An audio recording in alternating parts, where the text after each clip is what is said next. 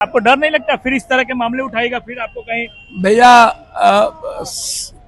सच बोलने में डर तो अब लगता है, अब लगता है, पहले नहीं लगता था, अब लगता है।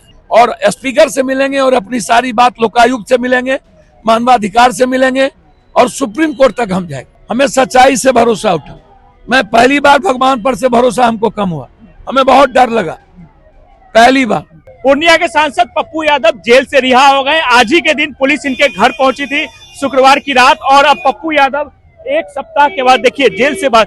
सर आज ही के दिन पुलिस सर 7 दिन हमको सदन से तो आप अलग कर दिए ना, और हमें मारने की साजिश तो आप रचे ना, हमें अपमानित तो किया ना, हमको तो पीएमसीएच भी आप मारने की कोशिश किए। न्यायालय नहीं होता और इस बिहार की जनता नहीं होती तो हम तो मर गए थे। हम तो सभी देश के नेताओं का 2-4 नेता छोड़ के, इवन बीजेपी के भी सब लगभग लोग ने सपोर्ट किया, जदयू के लोग, एक नेता पटना के, एक नेता दिल्ली के, एक पूर्णिया के, सीनियर एसपी जो पूर्णिया में था जिस पर मैंने प्रिविलेज लाया था, लॉरियंस के केस में भी इसने हमको अपमानित किया था। ये दीपक कुमार, भानु प्रताप सिंह, एक मंत्री की इसमें भूमिका, और ये मरवाना चाहता था। पीएमसीएच में भी मरवाने की कोशिश हुई। अब पहली बार मैं सच कहता हूं, हमें सच्चाई से भरोसा उठा। मैं पहली बार भगवान पर से भरोसा हमको कम हुआ, हमें बहुत डर लगा पहली बार। मुझे दुख है। आपको जिस मामले में जेल भेजा गया उसमें तो एक दिन में ही बेल मिल गया। आप सोचिए ना, 4 केस, उसके बाद 4, और वो कोर्ट में कह रहा है कि इन पर 76। आज तक मेरे पर एक क्रिमिनल केस नहीं है।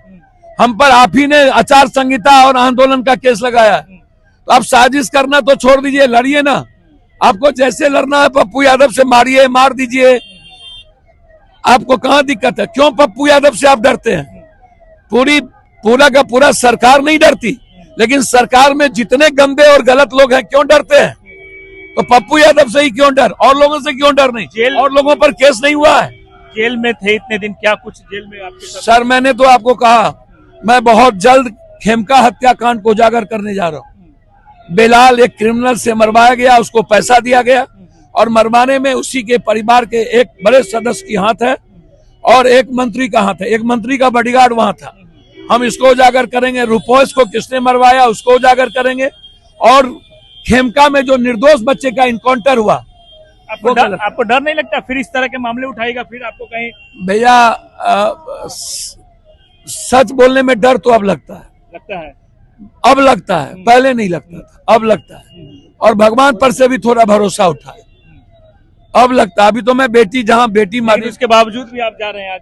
जी जाएंगे, वहां जाएंगे, उसके बाद दिल्ली जाएंगे, इलाज कराएंगे, और स्पीकर से मिलेंगे और अपनी सारी बात लोकायुक्त से मिलेंगे, मानवाधिकार से मिलेंगे, और सुप्रीम कोर्ट तक हम जाएंगे। एक आखिरी सवाल, अभी हमने देखा आरजेडी के वर्कर आपके स्वागत में थे, वो कह रहे थे मैं पप्पू यादव के काम से प्रभावित हूँ इसीलिए मैं आपके साथ। नहीं, आरजेडी और पप्पू यादव में अंतर क्या है? पूरा हम लोग आरजेडी, कांग्रेस या कोई भी वर्कर, हमारे स्वागत में तो बीजेपी के भी लोग थे, हमारे साथ जदयू के 90% लोग हैं, सीएम साहब हमारे साथ है, हमसे अलग कहा। लेकिन एक आध लोग, 2-4 लोग हैं जिसके कुकर्म को पप्पू यादव उजागर करता है तो उनको अच्छा नहीं लगता है।